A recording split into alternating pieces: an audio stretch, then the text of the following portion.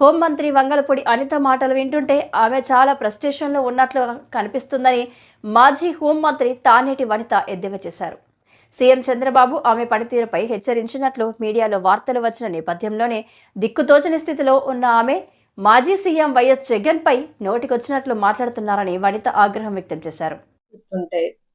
చాలా బాధ అనిపిస్తుంది. ఈ రోజున మరి అనిత గారు పెట్టిన ప్రెస్ మీట్ని నేను తీవ్రంగా ఖండిస్తున్నాను. ఆవిడ వ్యాఖ్యలను ఖండిస్తున్నాను. ఎందుకంటే మాట్లాడే విధానంలో ఒక స్పష్టత ఉండాలి, మాట్లాడే విధానంలో ఒక సభ్యత ఉండాలి.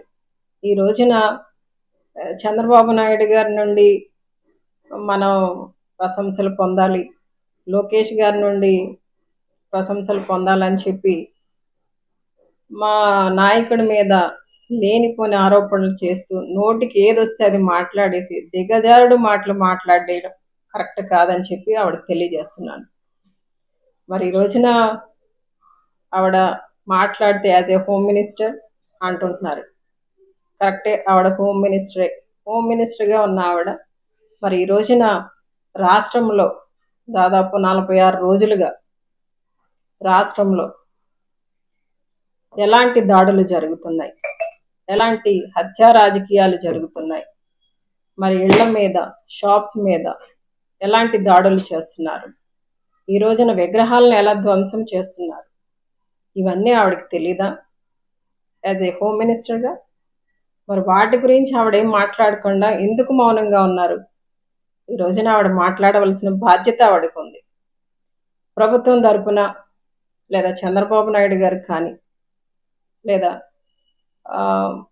అనిత గారు హోంమంత్రిగా మరి సమీక్షలు నిర్వహించి మరి ఆ దాడులను ఆపడానికి ఏమైనా ప్రయత్నం చేశారా? ఎందుకు చేయట్లేదు? అంటే వారు మౌనంగా ఉండడం వెనకాల వాళ్ళు ఎంకరేజ్ చేస్తున్నట్ట ఈ రోజున ఆ దాడుల్ని? ఈ రోజున ఆంధ్ర రాష్ట్రంలో లా అండ్ ఆర్డర్ ఎంతవరకు కరెక్ట్గా కంట్రోల్గా ఉంది, అది ముందు ఆవిడ ఆలోచన చేయాలి. ఆవిడ హోంమంత్రిగా ఆవిడ పనితీరు మీద, ఆవిడ బాధ్యతల మీద ఆవిడ శ్రద్ధ చూపించాలి. ఎంతసేపు కూడా ప్రతిపక్షంలో ఆవిడ ప్రతిపక్ష నాయకురాలిగా ఉన్నప్పుడు ఏ విధంగా మాట్లాడారో అదే విధంగా అదే ధోరణిలో అదే పద్ధతిలో ఇంకా మాట్లాడతాను అంటే కరెక్ట్ కాదు. ఈ రోజున పులివెందుల ఎమ్మెల్యేవు నువ్వు. ఎస్, అందరూ ఎమ్మెల్యేలుగా నెగ్గిన తర్వాతనే మంత్రులు అవుతారు. ఆవిడ కూడా ఎమ్మెల్యేగా నెగ్గిన తర్వాతనే మంత్రి అయ్యారు. మరి ఈ చిన్న విషయాన్ని కూడా మర్చిపోయి కావాలని నువ్వు Pulivendula MLA after Pulivendula MLA అన్నట్టు మాట్లాడితే అది ఎంతవరకు కరెక్ట్? నిన్న మొన్నటి వరకు చంద్రబాబు నాయుడు గారు కూడా కుప్పం ఎమ్మెల్యేనే కదా, ఈ రోజున ముఖ్యమంత్రిగా అయ్యారు. మరి ఆ విధంగా మాట్లాడే ధోరణి కరెక్ట్ కాదని ఆవిడకి తెలియజేస్తున్నాం.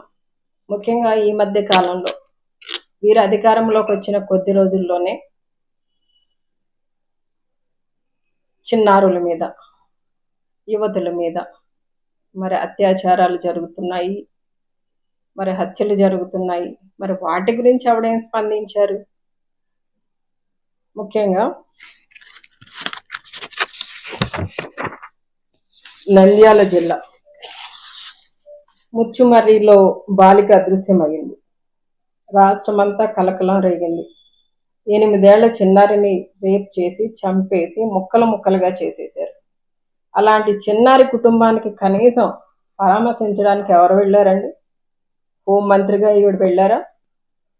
వెళ్ళే తీరిక ఈవిడకుందా? ఇక్కడ మాత్రం యాజ్ ఏ హోమ్ మినిస్టర్గా అది గుర్తు రాలేదు ఆవిడకి. వెళ్ళవలసిన బాధ్యత ఆవిడకి గుర్తు రాలేదు. ఈ రోజున ఈ ఘటన మీద ముఖ్యమంత్రిగా చంద్రబాబు నాయుడు గారు కానీ, డిప్యూటీ సీఎంగా పవన్ కళ్యాణ్ గారు కానీ ఒక్క మాట కూడా మాట్లాడకపోవడం అనేది చాలా బాధాకరమైన విషయం. మాట్లాడలేదు సరికదా, కనీసం వారి వైపు కన్నెత్తి కూడా చూడలేదు, పరామర్శించలేదు. ఆ బాధిత కుటుంబానికి ఏమాత్రం కూడా భరోసా ఇవ్వలేదు. ఈ రోజున రాష్ట్రంలో ఎక్కడ చూసినా హత్యలు అత్యాచారాలు జరుగుతున్నాయి. నియంత్రించాలనే ఆలోచన వీరెవరికి లేకపోవడం అనేది నిజంగా చాలా బాధ అనిపిస్తుంది. ఎక్కడ దాకా ఎందుకండి, అనిత గారి పక్క నియోజకవర్గంలో 9వ తరగతి చదువుతున్న బాలికను దారుణంగా అత్యాచారం చేసి హత్య చేసి మరి ఈ రోజున అంత ఇబ్బందిలో ఉన్న కుటుంబానికి కనీసం వెళ్ళి వాళ్ళకి అండగా ఉండడం కానీ పరామర్శించడం కానీ లేదా ₹1 ఆర్థిక సహాయం చేయడం కానీ జరగలేదు. మరి ఇక్కడ బాధ్యత గుర్తు రాలేదా? బాధ్యతను మర్చిపోయిన మరి అనిత గారు ఈ రోజున యాజ్ ఏ హోమ్ మినిస్టర్గా మరి ఆవిడ ఏం చేశారు?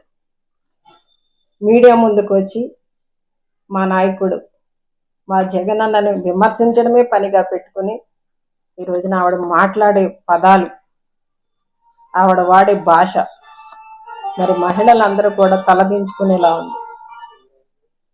వీళ్ళు సన్మానాలు చేసుకోవడానికి తీరుకుంది.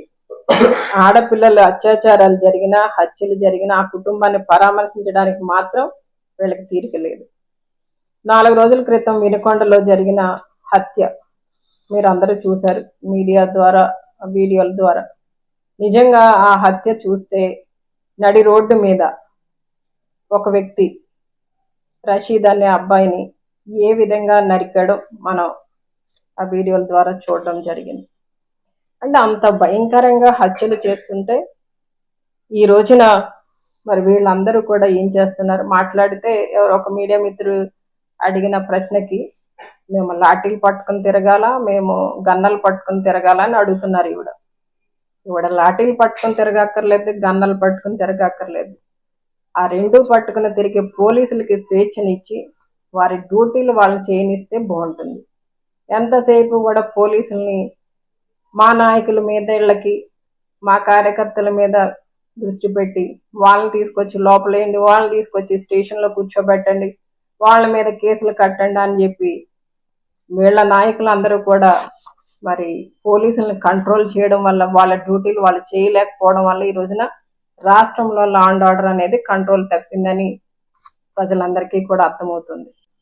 ఈ రోజున మరి రాష్ట్రంలో శాంతి భద్రతలను కాపాడవలసిన బాధ్యత మరి హోంమంత్రిగా ఆవిడకి ఉంది కనుక ఈ రోజున ఆవిడకున్న బాధ్యతలను ఆవిడ గుర్తించుకొని ఆ బాధ్యతల మీద దృష్టి పెట్టి ఈ రోజున రాష్ట్రంలో జరుగుతున్న అరాచకాలన్నిటినీ కూడా కంట్రోల్ చేయవలసిన బాధ్యత ఆవిడకుందని తెలియజేస్తున్నారు.